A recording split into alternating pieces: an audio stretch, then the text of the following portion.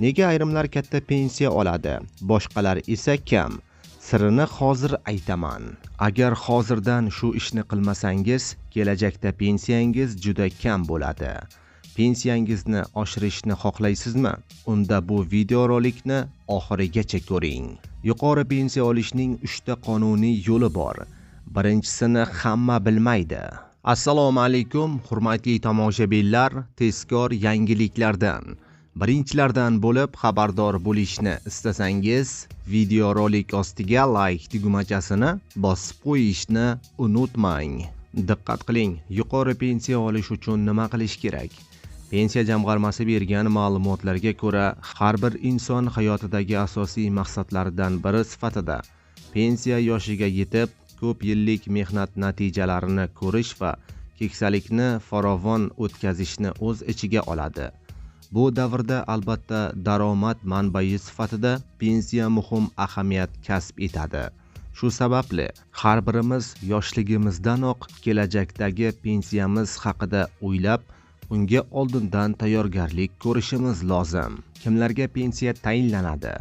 To'liq yoshga doir pensiyani olish uchun erkaklarga 60 yoshda, ayollarga esa 55 yoshda mos ravishda 25 yil va 20 yil mehnat ish staji talab qilinadi. Agar fuqaroning mehnat staji kamroq bo'lsa, lekin 7 yildan kam bo'lmagan taqdirda ularga to'liq bo'lmagan pensiya tayinlanadi.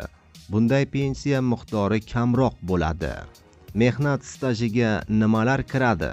Pensiya miqdorini aniqlashda fuqaroning rasmiy ishlagan yillari va olgan daromadlari hisobga olinadi.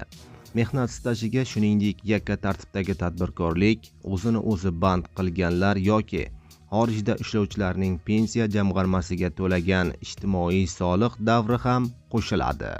Ma'lumot uchun, ayollar 54 yoshdan pensiyaga chiqish huquqiga ega.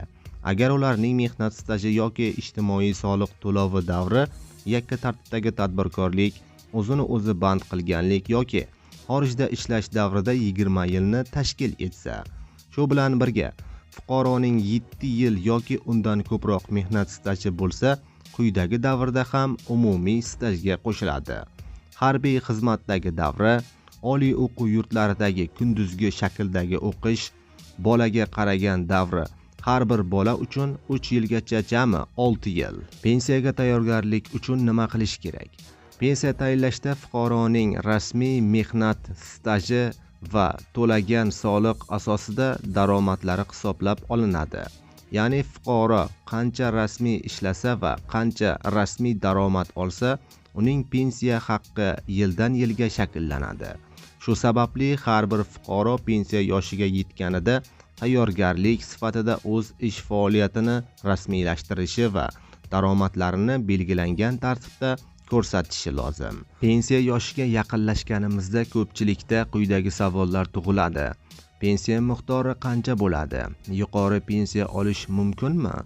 Ko'pchilik fuqarolar hujjatlarini qanday topshirish va qayerga murojaat qilish kerakligini bilmay qolishadilar. Natijada pensiya tayinlangach, uning miqdoridan norozilik paydo bo'ladi. Fuqarolar uchun muhim tavsiyalar. Pensiya jamg'armasi fuqarolarga yuqori pensiya olish imkoniyatini ta'minlash uchun quyidagi tavsiyalarni beradi. Ushbu tavsiyalar pensiya yoshiga yaqinlashganda shaxslar va yoshlarga mo'ljallangan bo'lib, keksalarda farovon hayot kechirishga yordam beradi. Mehnat stajini rasmiylashtirish. Ish faoliyatingiz rasmiy ekanligi va mehnat stajingiz ishlayotgan tashkilotda to'g'ri qayd etilayotganligiga ishonch hosil qiling. Buni may.gov.uz portali orqali mustaqil tekshirishingiz mumkin. Staj ma'lumotlarini raqamlashtirishni ta'minlang. Zamonaviy raqamli davr talablariga muvofiq ish joyingizdan mehnat stajingizni rasmiylashtirishini so'rang. Rasmiy daromad oling. Ish haqqi rasmiy to'lanayotganligi va soliqlar pensiya jamg'armasiga ajratmalar kabi to'lanayotganligi muntazam amalga oshayotganligini ishonch hosil qiling. O'zini o'zi band qilgan sifatida ro'yxatdan o'ting. Agar norasmiy ishlayotgan bo'lsangiz, o'zingizni o'zingiz band qilgan shaxslar sifatida ro'yxatdan o'ting va pensiya jamg'armasiga ijtimoiy soliqni belgilangan tartibda to'lang. Bu orqali mehnat stajingizni oshirishingiz mumkin. Pensiya qonunchiligiga yangiliklar va xabardor bo'ling. Pensiya tizimidagi o'zgarishlar va qo'shimchalar bilan doimiy ravishda kuzatib boring. Pensiya ma'lumotlarini yangilang. Agar ishlamagan bo'lsangiz, Mehnat vazirligining qashshoqlikni qisqartirish bandligi bo'limlariga murojaat qilib, ish faoliyatingiz haqidagi ma'lumotlarni raqamlashtirishlarini talab qiling.